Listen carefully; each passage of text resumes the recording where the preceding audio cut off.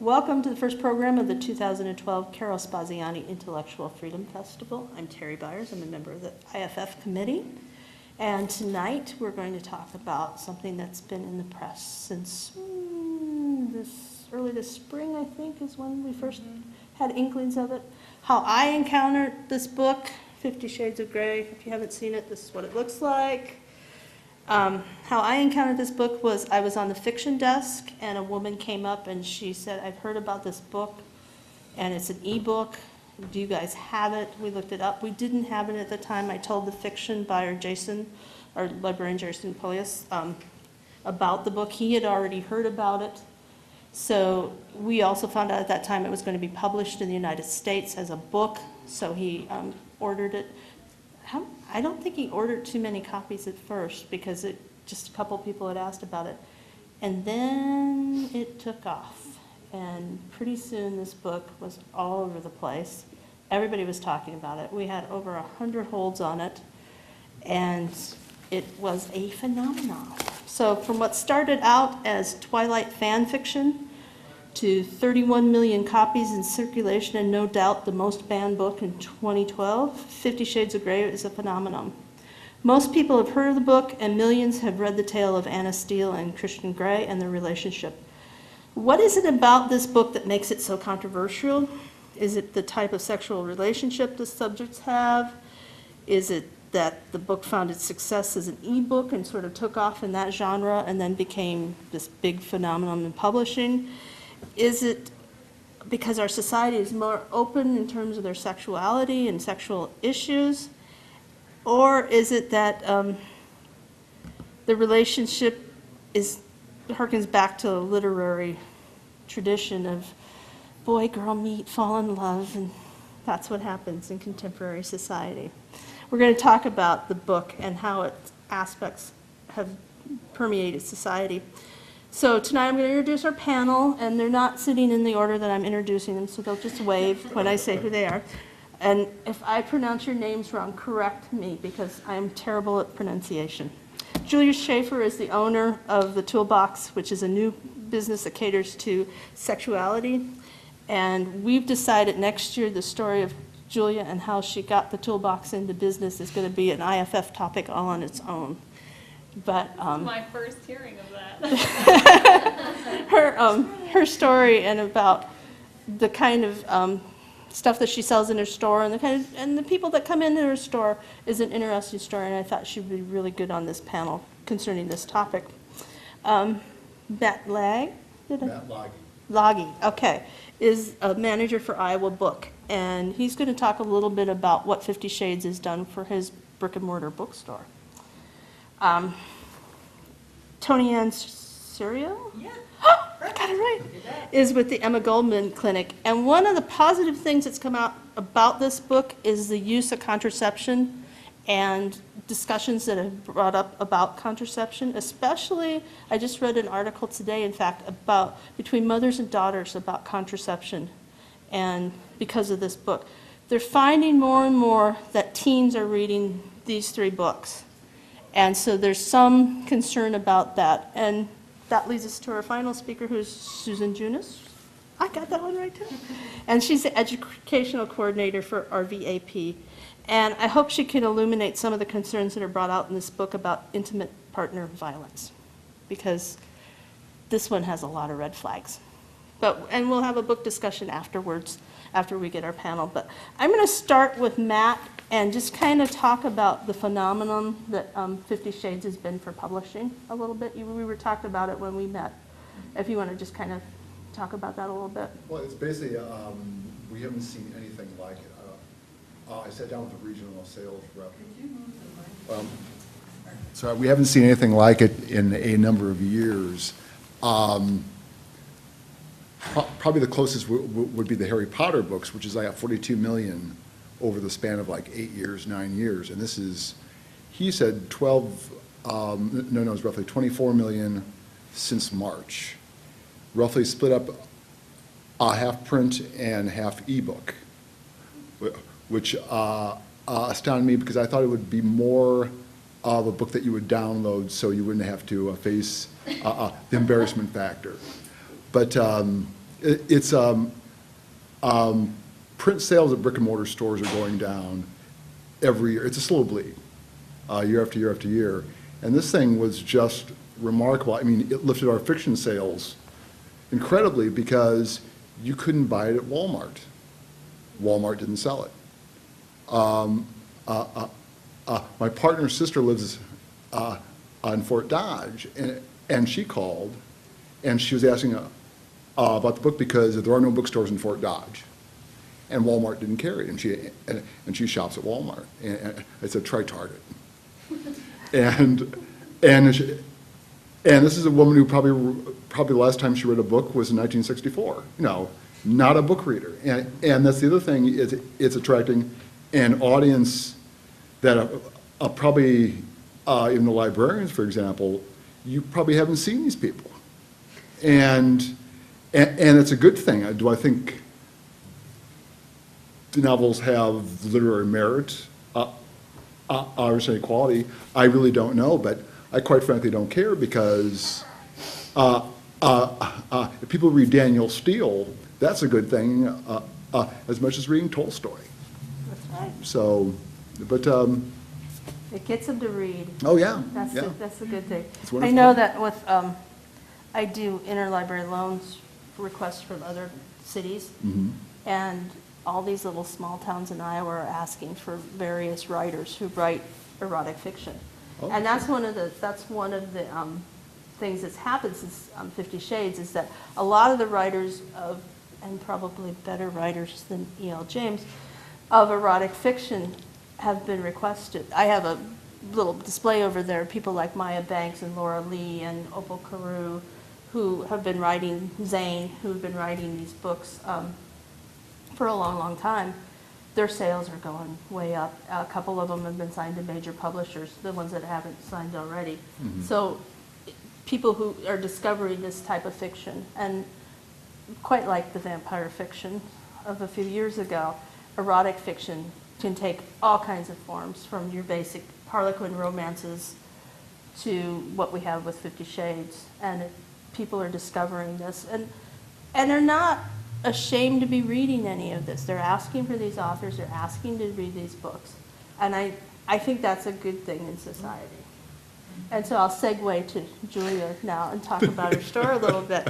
You sell the book at your store. I do sell the book. And I go to her store too. It's a lovely store. I haven't seen a ton of the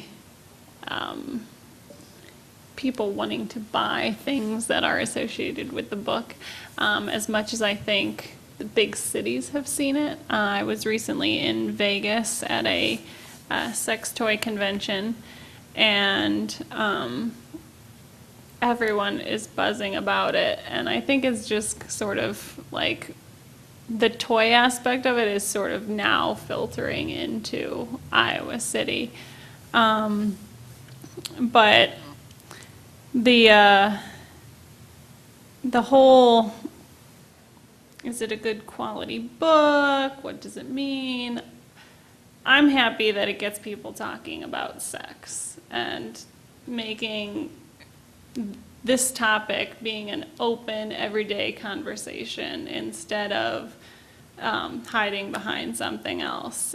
Being able to, have parents and children talking to each other, whatever the quality of the book, like, that doesn't matter. It's making people more open and more interested, and that's what I'm really happy to see, because that's why I have my shop. That's why I started it, to see more people be comfortable with themselves, their sexuality, and what they want. So. Yeah, the last time I was in your store, there was a couple in there, and the guy in the couple was asking customers, "Have you tried this? Does this work for you?" Because I think he was trying. He had never seen some of these things before. And his girlfriend was very embarrassed that he was asking people, "You've tried these things?" No, don't ask him that. But it's a great place to do it. It was a good place to do it, and he got answers. Like, everybody responded to this guy because it was very it's a nice story. You can go in and you can ask questions, and Julie is very knowledgeable about that. One of the positive things about the book is the use of contraception. And I wonder if Emma has had couples come in about contraception, not in the way that Christian did it in the book, which is he hires the best gynecologist in Seattle to come and give Anna birth control pills because he doesn't want to wear a condom anymore. Yeah, nobody's Yeah. flying any of our nurse practitioners anywhere to do exams. Unfortunately, yeah, we're not being flown anywhere. No, I don't think we've really seen any couples come in that, well, let me rephrase that have said, oh, we read the book and we're opening lines of communication. So I don't think that we've seen anything like that directly, but it could be. We just don't know it. But anything really that talks about safe sex and contraception is great in our book. And anything that gets people to realize having conversations with their significant other or partner that they're going to be in a sexual relationship with, and being able to talk about contraception and your sexual history and being tested for STDs is really great, because that's something we stress all the time, no matter what type of sexual relationship, whether it's vanilla, your regular sexual relationship, or this type of, like the BDSM or S&M relationship, you want to always know your partner's history, and it's really good to have that. So I don't think, we see a lot of college students. I'm not quite sure this has hit quite so many, but it is starting to hit some of the, I don't want to say older, I don't want to offend anybody. Yeah. I'm right there with you. Yeah, because I'm up there, but the not college student population that we see. So I think it's getting them to think, about being more open, where they wouldn't have been so open before about talking about their sexual history and thinking about being more sexually active themselves. But another thing is, I think a lot of people have asked too, why does it talk about contraception so much? And that is a good question, because that is a big part of, if you're entering that type of relationship, it is a big part of the contract or the culture that goes along with that type of S&M relationship, is being safe and having safe sex and knowing your partner's history. And it is a very sort of, I don't know, because I know we're going to start butting heads on this one here in a little bit. It is. It's just a way to start off that kind of safe environment, so everybody's on the same footing, and it's opening the lines of communication so that you can have a trusting environment, and it's a safe environment where you know that you can communicate and be comfortable doing so. Yeah, Julie. I liked how in the book, when they're talking about contraception and your sexual health, but the overall concept was that they should be responsible and healthy in their whole life. Yeah. Not just their sexual health, but Food, eat yeah. healthy and exercise and take care of yourself. Make sure you get enough rest. For her. For her. Yeah. I mean, but You know, she he threw cr- it back at him a little bit too. That was the one, that was one of the breaking parts of his usual relationships, is that she talked back and she said, Right. you have to do Yes. that. And I know the conversation when they talked about, are you safe? Well, of course she was, because she was a virgin. But, anyway, It but for happens. him to say, and she really came up to him and said, okay, what about you and the Right. 15 other women that you've been with? Right. And he was murky about how many people he had been with. He Mhm. was a little murky about his safety issues. And it was interesting to see how he demanded that of her. She asked him and he hedged and she accepted it. And that's kind of red flag there. So speaking of red flags, Susan. It's All right. Let's move over to the humorless feminist. I work at RVAP, which stands for the Rape Victim Advocacy Program. So we are an agency in Iowa City and part of the University of Iowa campus that serves survivors and victims of sexual abuse, assault, and harassment. So when I read this book, I want to preface that by saying, a lot of times there's kind of a perception about our agency or people who do the work that we do that we're anti-sex because we're anti-sexual assault. And that's absolutely not true. I am fully supportive of consensual and safe sexual relationships. Consent being the key in that, if without consent, then that is what defines sexual assault. And I think my biggest concern with this book was the fact that it was presented as a dominant, submissive relationship when in reality it wasn't. And I think that's the biggest problem with the way that this book is framed. I think it's great to have conversations about BDSM relationships and to talk about that subculture and bring that out in the open. But I don't believe, my interpretation is that's not what was presented in this book. Christian is an abuser. I think he is an abuser, and the book presents the abuse as if it's part of a normal BDSM relationship. And abuse should never be a part of a BDSM relationship. The fact that she never signs the contract is really troubling, and yet he, makes her adhere to aspects of the contract without her actually having signed it is very problematic. And the fact that, throughout the entire book, she says repeatedly she doesn't want this kind of relationship. And yet he continues to pursue that relationship. I did kind of go above and beyond, and I went online and grabbed, I'll let you guys look at this too. Yeah, I have handouts.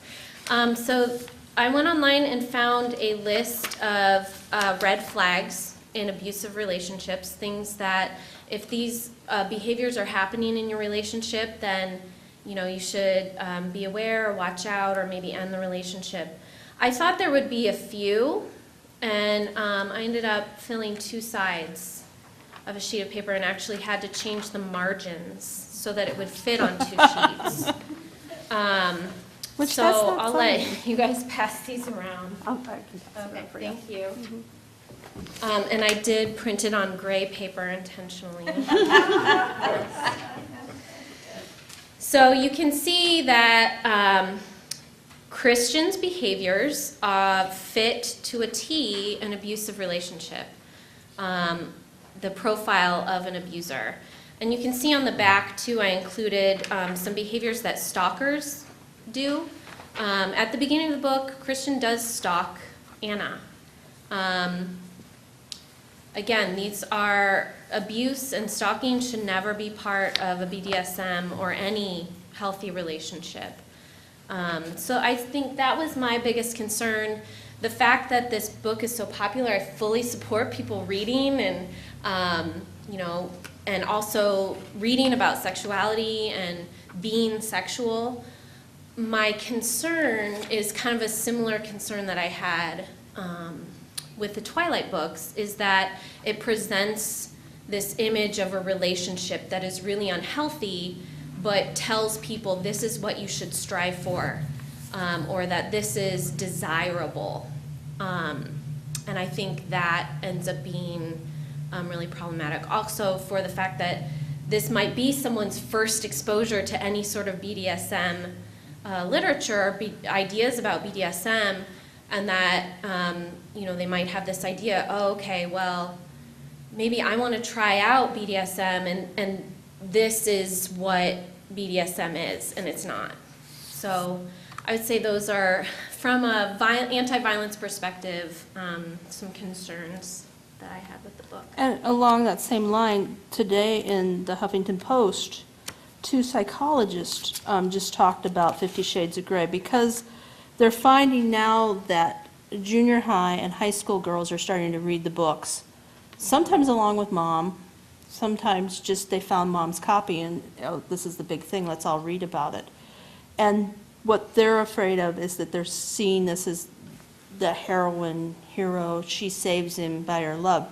And one of the people that I mentioned that I was doing this program to is Elaine Liu, who has a gossip site called Laney Gossip, and she does Hollywood gossip, and she's very interested. She also reads books and puts reviews up, and she wrote me and she said that what's interesting is a few weeks ago, America cheered when Katie Holmes left Tom Cruise, because he controlled her, he changed her name, he told her when to work, he told her where to live, and she broke free and America's cheering. And yet we find the other side of America saying, hey, here's this book about a damaged man who is eventually saved by her, even though he can still punish her for daring back to talk back to her.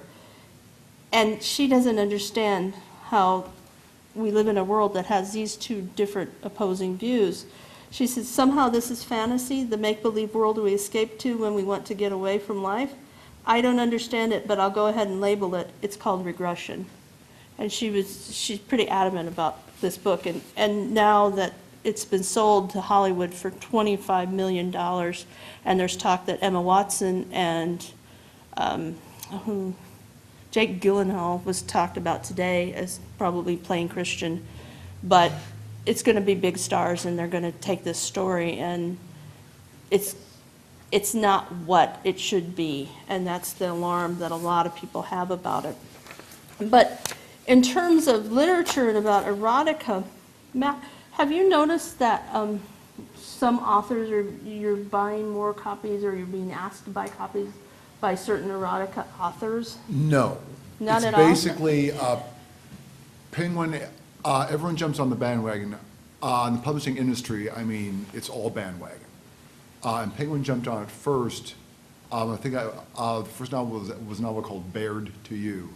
And it hit the New York Times, but it didn't really filter down to the hinterlands. They did reissue the Anne Rice novels, which are really absolutely filthy. Yeah, those Yeah. are very important. Yeah. Put lovely new and covers yet, on them. they're not exactly leaping off the shelves either, you know. So it may turn out to be maybe a one-hit wonder. I mean, maybe this will be it. I don't think there's a lot of legs there. It's not as boffo as I think it's going to be. So. Yeah. Well, I noticed when hate to bring you down on that. when Walden Book was at Sycamore Mall, what kept them really in business was the romances that came in every week, and the people came in and bought 5 and 6 and 7 romance books. Oh, sure. Every week, and they had a whole display, and they actually were, I mean, Borders went bankrupt, that's why they went out of business. But they made money because they had the people that are addicted to the romance novels. And what they're finding is because of the culture that we have with Twitter and Facebook and doing this and doing that, and it's fast and it's moving, and people aren't sitting down and reading. No. And you do get a relationship with a romance novelist, either because you like what they're reading or the style. I know that I pick out books for an elderly woman, and she only likes romances with Greeks and Italians. And they have to have a little bit of that smut in them. But, you know, she's 86 years old, so I figured, okay, if you want to read that, that's cool. But she won't read about pirates or Australians or anything like that. She's got her taste. But that was developed over many, many years of reading many, many romances. But no, what they're afraid of is people are not reading like they used to and reading that kind of genre. Oh, exactly. And so it's the hot flash thing that's going to, and that's one of the things about 50 Shades that people are a little afraid of. We at the Iowa City Public Library have had erotic fiction for a long time. And A couple years ago, our senior librarian, John Hyatt, wrote an article about it. I'm going to read that. He couldn't be here tonight, but I thought I'd read it. And I think it's interesting because people ask, you know, what is this stuff? And I had a woman throw down 50 Shades and say, that's pornography. Why would you buy that? But, you know, we buy everything. We have stuff that I wouldn't read, but, you know. But this is what John wrote. Let's be clear right up front. The Iowa City Public Library does not buy pornography. The distinction between porn and erotica is notoriously hazy, though. The Supreme Court Justice Potter Stewart famously said, I know it when I see it. Hint, point at toes, equal art. The distinction is also a moving target, as formerly banned titles such as Fanny Hill, Lady Chatterley's Lover, and Ulysses fit comfortably into our fiction shelves. The genre goes way back, of course. Sure, we own Sappho. Anissus Nin wrote Delta of Venus and Little Birds for a private collector in the 1940s, although they weren't published until the late 70s. Erotica reached the mainstream in the mid-1980s with titles like Pleasures, Women Write Erotica, Look Homeward Erotica by the Kensington Ladies Erotica Society. The fact that women wrote these helped legitimize the genre, a trend that continues today. Self-checkout computers also help eliminate any stigma library users might feel about reading sexy books. That's one of the arguments about 50 Shades is that e-readers are what made it so popular. You can, you know, not worry about the person sitting on the bus next to you reading what you're reading, although they do. Anyway, erotica turns out to be a popular component of our literature collection, though some people may also get turned on by some of our photography books, sex instruction titles like the Nancy Friday titles, which I remember reading in junior high. Bust magazine includes a monthly story called One-Handed Read. Like other short form fiction, much erotica comes to us in annual collections such as Erotica, Men on Men, Best Women's Erotica, Best Fantasy Erotica, Best Bondage Erotica. They're all out there. You can find them in almost every store, bookstore. If you ask for them, they'll order them. They're very easily for people that want to read. The most popular author until 50 Shades was Zane. And Zane writes, they're in the fiction section, and, you know, he does collections. Zane presents sensuality. There are tons of books that Zane has written, and one of the things I know that he's that popular is that Zane books are not allowed to go to the Johnson County Jail when we send books to the jail, because he's one of those banned authors. But a couple of years ago, Zane tried to write legitimate fiction, or as they called it, legitimate fiction back then. And his efforts, and Megan Hart has also tried to write mainstream fiction and fallen flat. The fans are saying, you write this. And in Zane's case, his publisher said, we may not publish this book because it is not up to your usual standards. And so he's in a druther because he would like to write. He's a writer. He wants to write about all kinds of things, and yet maybe he's stuck in his genre.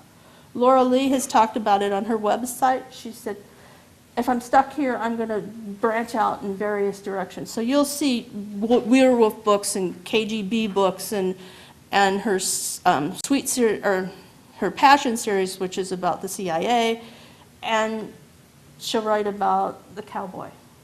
So she's writing about all kinds of areas, but it's all within that erotica. But back to what John, he also talks about Susie Bright, and she has been a forefront in erotic literature for years and years and years, and she's primarily responsible for the best of erotic literature and a lot of the anthologies that are out there. And she also has written a couple of really good books about sexuality in society in general, and we have a lot of her books, so I would recommend Susie Bright to anybody. She's also a lot of fun to read. Werewolves, zombies, vampires the last couple of years. Love with the animal, you know. I had issues with Twilight because the guy was a 70-year-old vampire and the girl was a 17-year-old girl.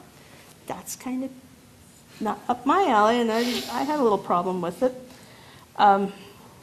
He just talks a little bit about the Mammoth Book of New Erotica, which is historic erotica through the years. And if you look at the Mammoth Book of Erotica, you'll see things that were written centuries ago that are put into these collections now so that people can find this stuff. And it's been going along for a long time. So we've had it. It's not something that we put displays up, you know, we're not going to do, here, mommy porn, as it's called today. It's not mommy porn, it's erotic fiction, and there are writers that are very proud of writing it. Maya Banks is one of those writers, and Opal Carew is another writer who are very proud to be erotic writers. So we have that kind of stuff in the library, but we also are having conversations. And that's the one thing I've noticed when I'm working on the desk is people come up and they're checking that out. Have you read this? Oh yeah. Did you like it? You know, it ain't the best written book in the world. There are other better writers. But then they ask, can you recommend another writer? Mm-hmm. And that's what we're getting. And anytime that people want to read, I just encourage it. So like you, wanting to sell books, I want people to read books. And so if we can get an author, if we don't have it here, we can get an interlibrary loan or something like that. But it's the topic, sexuality is often a topic that makes a lot of people uncomfortable. And I know that we have some people here that were in book groups that talked about some of the past that we had. I'm going to put them on the spot. We're going to open it up to questions now. So does anybody have any questions for our panel? Earlier on, I'm going to get, I think the mic's on. And by the way, this is Carol Spaziani, who the festival is named after.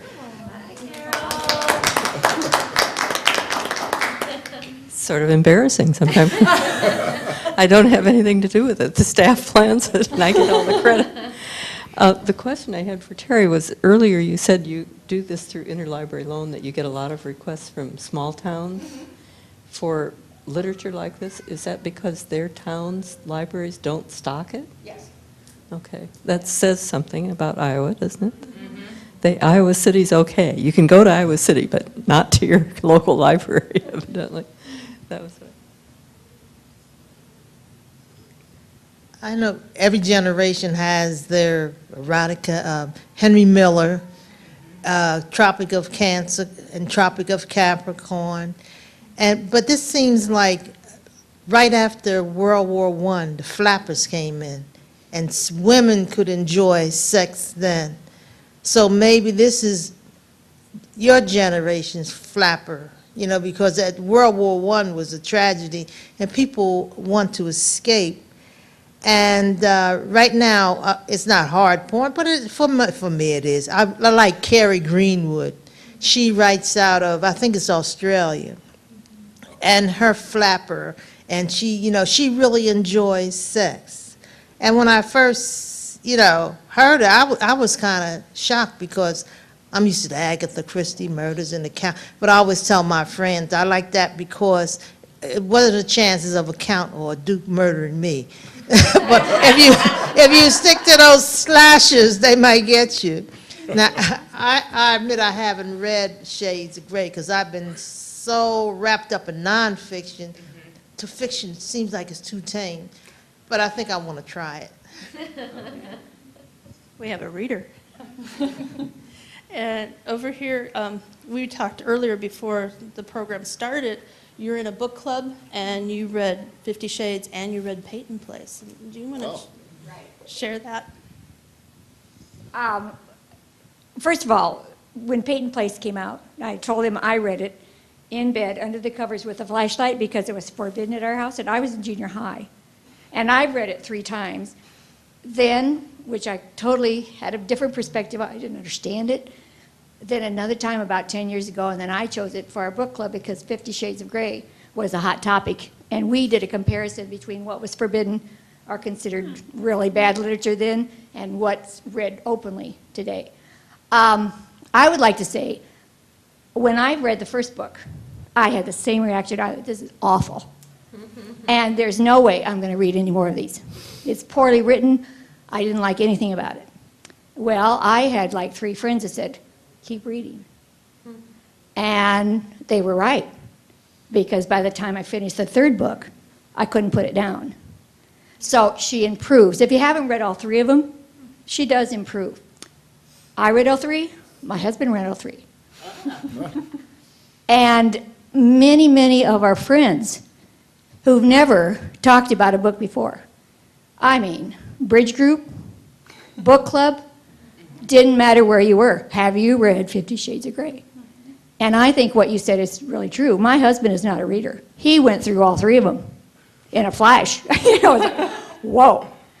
So, yeah, I agree with, you know, it is a book that has got a lot of people, it's gotten a lot of people to read. And it's caused a lot of discussion. So I would say if you've only read one of the books, keep going because you might be surprised.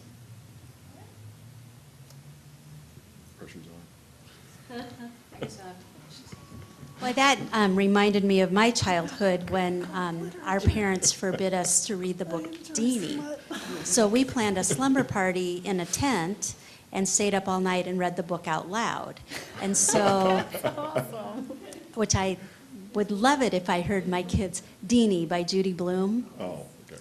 So 1977, that kind of dates me a little bit, 7th grade. But the thing that I've found so interesting, and I have to say I've read the first two, I had to Google a lot of things while I was reading the first book because I didn't know a lot about what they were talking about. And so that was very interesting. And yeah, I've had a lot of discussions with people about it. I started to read it and then I stopped, and then a couple friends said, you know, keep reading it, keep trying. And I've read the first two. I'm not sure if I'm going to read the third one. The third one's the best, okay. So maybe I will finish with it. But it's also been very interesting. I was at Public Library Association meeting in March, and there was a lot of discussion about this book at PLA because it was a free ebook. And then the publishing world saw, oh, hey, this has potential. And so it was picked up, you know, put into print, and then it started being sold. And so I think in some ways the publishing world is looking at it in a different way, thinking, wow, it's sort of turning their model upside down. And I think, you know, Matt talked about what a difference it's made for brick and mortar bookstores. And, you know, we, anytime somebody's reading a book, it's wonderful. And so, or if it gets them in the door, and you know, we have tools to help people find other books. If you liked this book, why don't you try this book? We have tools built in our catalog to help people find other books. We have staff that love to suggest other books, and so we get excited when people are excited about reading. So. And we have a bookmark over here for if you like this book. Here are some other suggestions in our display over here. For me, it was forever Mrs. Peterson's math class, 8th grade, Southeast Junior High, Iowa City. Yep. And that was 1977. But anyway. Oh.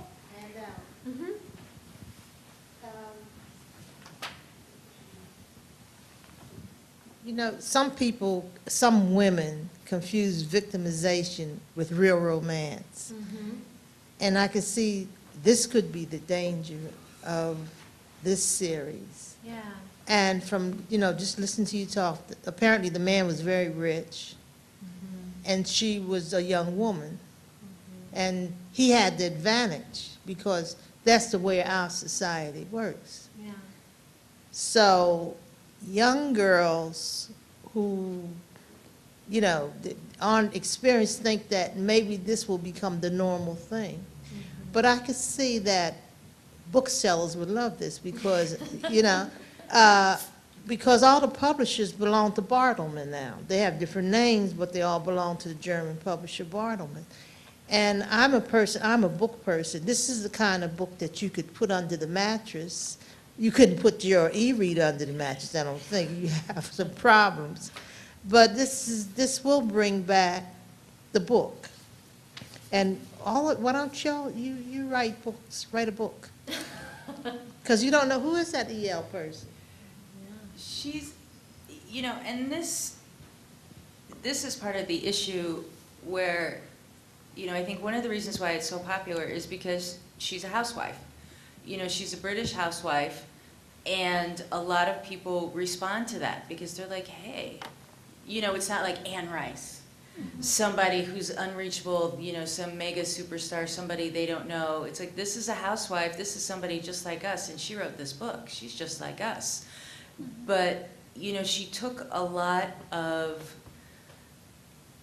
different themes and put them together. So you have the brooding, rich, damaged sociopath, you know, the damaged man that the heroine has to fix. And then she did do her research on a BDSM relationship with the contracts and the safe sex, and she did pretty good research and threw the basic bits and pieces of that in there too. And that's kind of the problem with, I don't know about the second or third book, we'll have to see, I'll finish that, but she sort of mashed those all together. So I call it like the beginner book. And then we start to fall in the territory that Susan was talking about. Because it starts out as like what a typical relationship like that would be. And then you see like this controlling side of, you know, a Christian Grey's character is, but she ends up dominating him, and it's just sort of this strange kind of mishmash of like 3 different stories all in one. So it's kind of one of those. Can I add? Mm-hmm.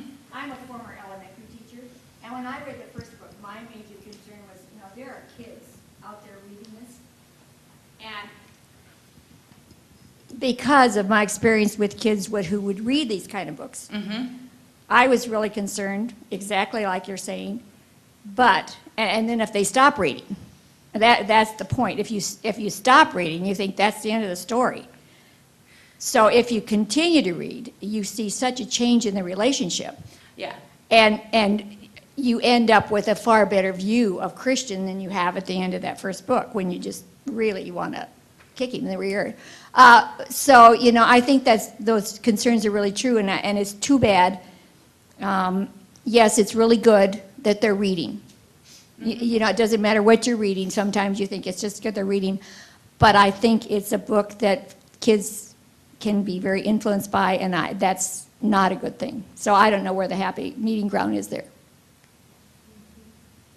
I think Susan addressed that a little in what she had to say about that. One of the things that I've read about the book is some people feel that James threw in his abuse, that Christian was abused as a young boy, or teenage boy, I should say, adolescent boy, and threw that in to justify some of his behavior.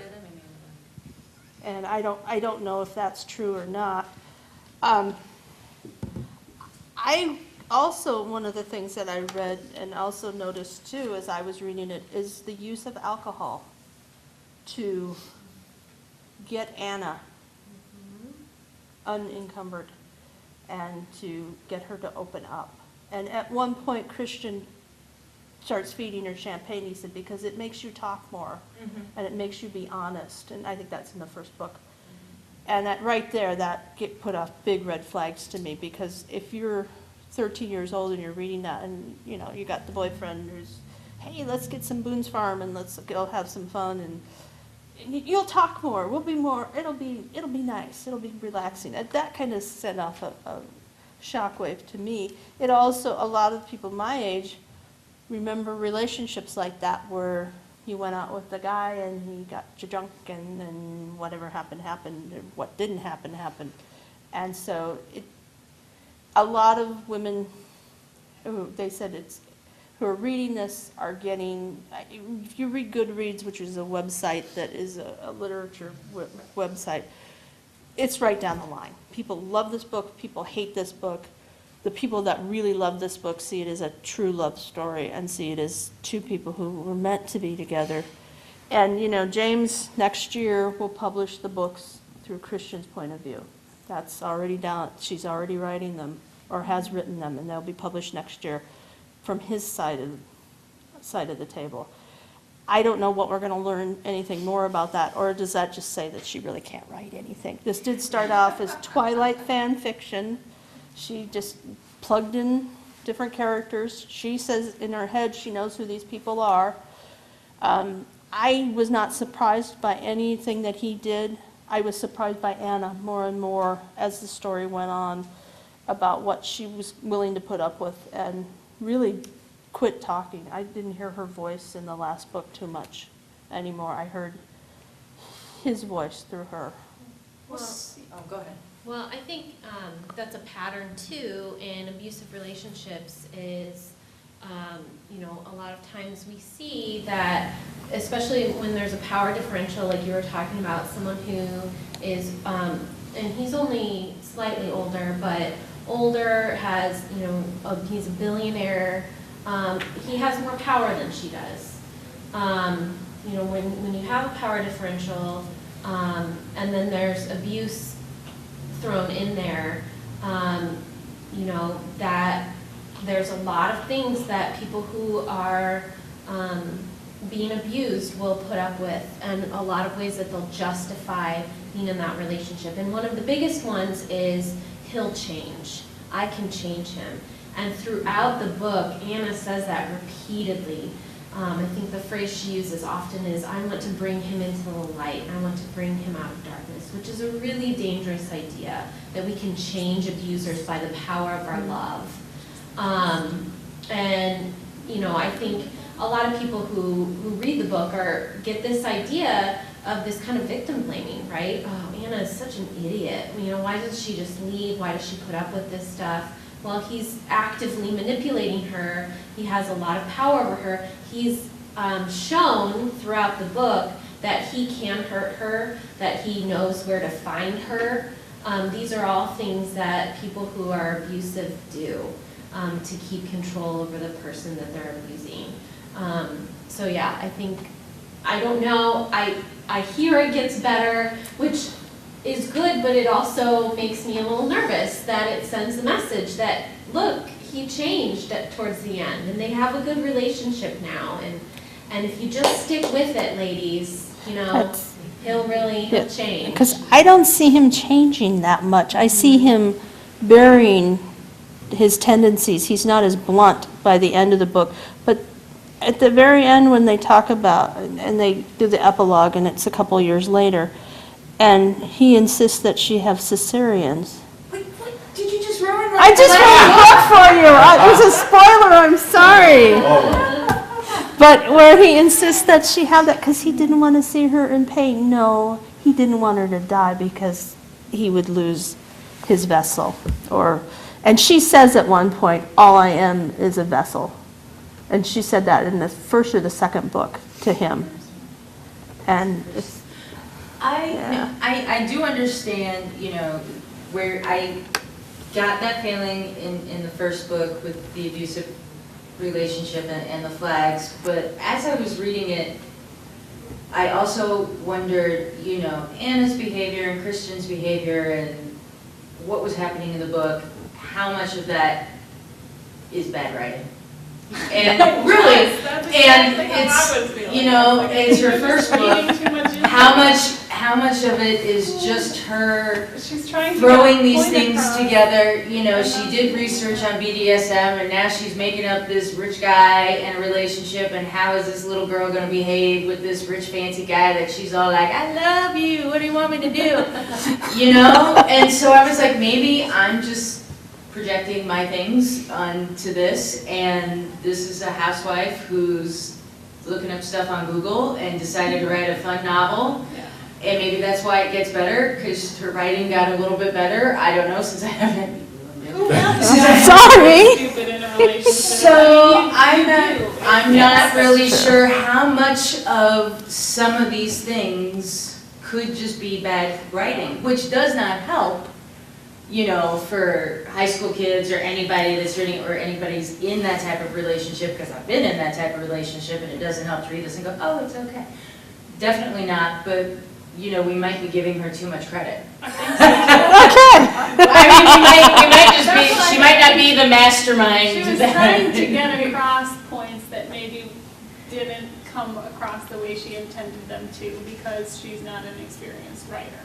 She wanted to show that Anna was young and this was sort of her first love, and, you know, who doesn't sort of not know what the fuck is going on when you first fall in love? Like, it's not like, I don't think she was necessarily intending for it to be such a power dynamic thing. I think she was just showing Christian's older, experienced, he knows what he wants, he's been in relationships, and Anna's kind of like, what's going on? I don't know. Nobody's ever kissed me before. Nobody's ever fucked me before. I don't know. Like, I don't know what it's supposed to be like. And I remember having those feelings and being with, and like, we were both inexperienced, but still thinking like, well, I don't know. I don't know what I want. I don't know what I'm okay with. I haven't thought about all of it yet. Like, maybe I wanted that. Oh, wait, no, you just did that and I don't want that. And then being like, okay, well, maybe we could try that. I don't know. And so I think some of her not wanting to do things is just her total lack of like knowing about anything. I mean, she's supposed to just not have any concept of what that type of sexual relationship is. And so she has not given it any thought. So she's trying to give it thought while also being in a relationship. There's so much going on there that I think it's just kind of snowballing a little bit. So I don't think it's necessarily intended to be so negative. But yeah, that's just my I think you have a point, and I perspective. think James has said in interviews, she said, first of all, it's a fantasy because who's going to run into a billionaire and you know. Right. But she said it also explores a lifestyle that many people have interest in, but aren't quite sure of the mechanics of it. I mean, when you read about the Red Room of Pain, was the equipment all there, Julia? Yeah, tell us. I don't have my own Red Room of Pain. It was accurate. But yeah, I mean, it was It was accurate. fairly accurate, yeah. And he does say, you know, it is in your mind, and that's a lot of what that type of thing is. It's in your mind. It's making you think that there's more to it than there is. I actually had a question for you Yeah. about that. Did you notice any change in the kind of customer that came in? Like, do you feel that after reading this book, more people were like, oh, this subculture exists and I want to find out more about it? Or do you think it was more that people who were aware of it and curious about it but kind of held back because of embarrassment were more comfortable with coming forward and finding more out about it?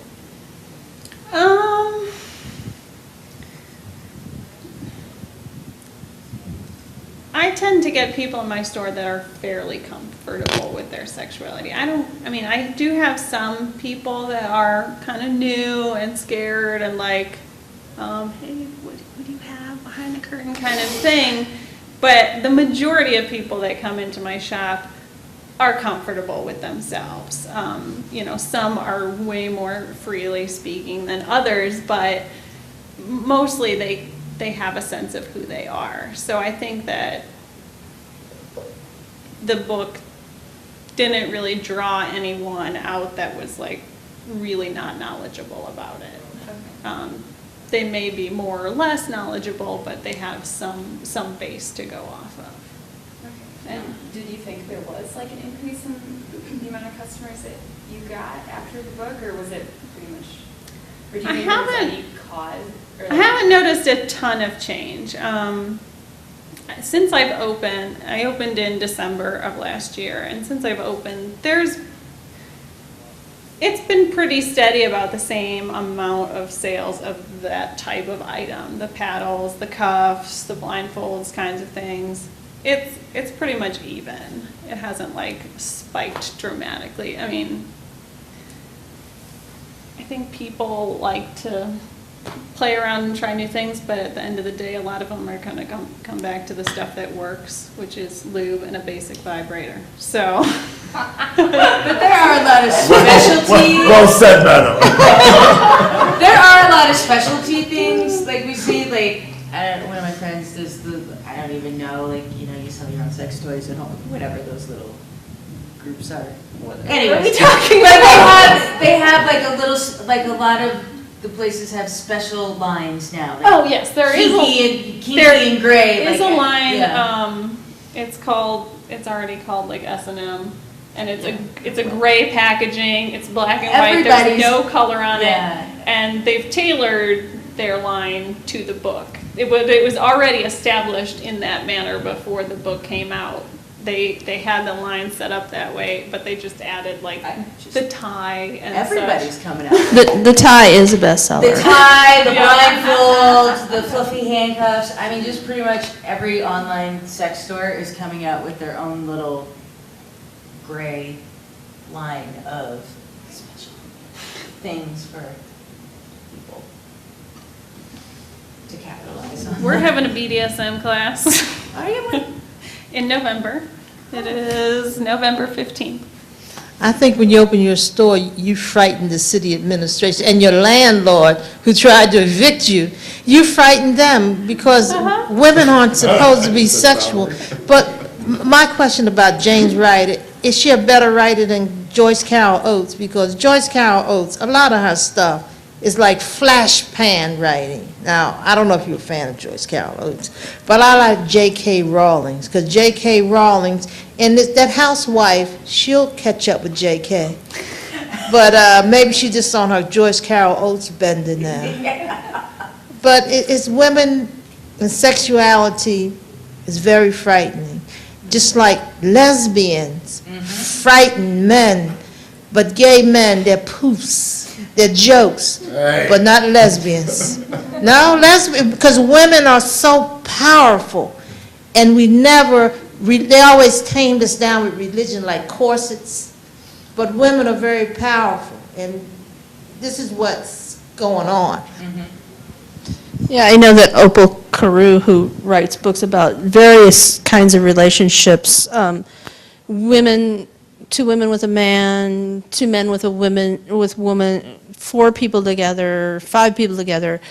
She found that when she had a couple, and I think it was in Bliss is the name of the book, and it was 2 men and a woman, and they all had sex with each other, turned off some of her audience, and she got a lot of negative reviews from her audience. And in that case, the audience is important to her because she was not a well-known, she was not a bestseller, but her audience, write this, write that. And sometimes the audience says, but she held firm, and she said, I want to explore all of these relationships, multi-partner relationships, in committed relationships, and now it's evolved to where they have children in some of these relationships now. And so there's another part of society that is getting a little bit of light on it. Billionaires, I don't know anything about. I'm not interested in billionaires, though. But apparently some people were fascinated with the billionaire aspect of the Christian. And some people felt that because he was so rich, he got away with a lot of stuff. So, I mean, that's kind of an interesting thing, but I don't think we're going to know too many billionaires, unless we're Mitt Romney or something, but, ooh, that was political. But I didn't drop the F-bomb. But, so it's influenced society, or is it a reflection of society? And I'll have each one of you answer that. Influence society? Is it, do you see this book as an influence on society or a reflection of society? I don't think it's a reflection, because I think a lot of people really didn't know about the whole subculture,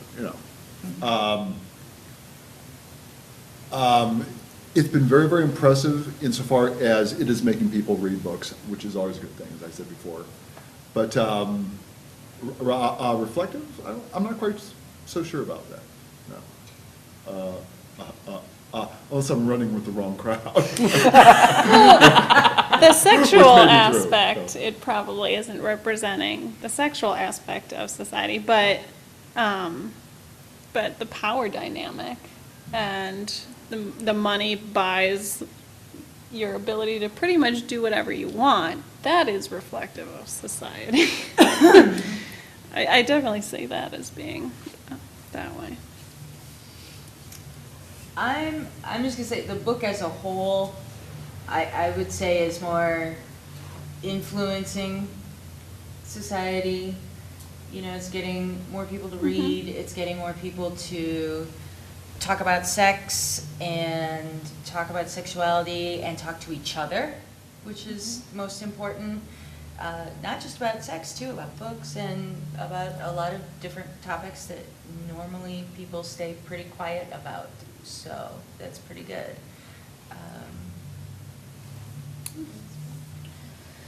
Yeah, I mean, I guess I see it as a cycle, that it's reflective and influencing. And I think most things in pop culture have both elements. I think in terms of the specific sexual subculture, BDSM, you know, that is not as reflective. But I think that in terms of the power dynamics, in terms of the abuse that happens, that is reflective. Whether James was intentionally wanting to show an abusive relationship or not, she did. And I think that, you know, with the influence, pop culture has a lot of power and a lot of currency in our culture. And I think to write it off is problematic.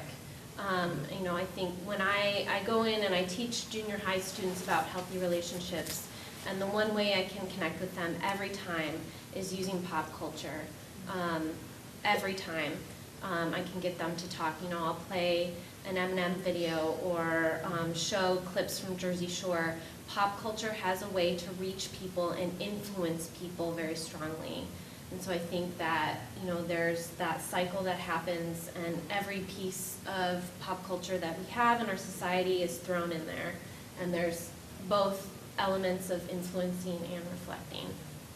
Okay, so I think that, did you have a question? I was actually going to say something, but Okay. Yeah, I see it's past time. No, go ahead. Well, I go to Iowa and I'm a sophomore, and I started reading 50 Shades of Grey, but after the first sex scene, I had to put it down because I got a little frustrated because, I mean, I'm just starting out in college, and a lot of people that I know, guys and girls, are starting in their first relationships, and they're becoming sexually active, so they know what a realistic relationship is going to be like.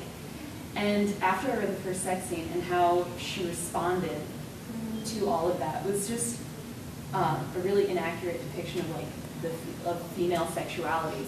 And I know this is the first book of its type that I'm aware of that's gotten really big in my, I guess, in the people that I see on Facebook and Twitter.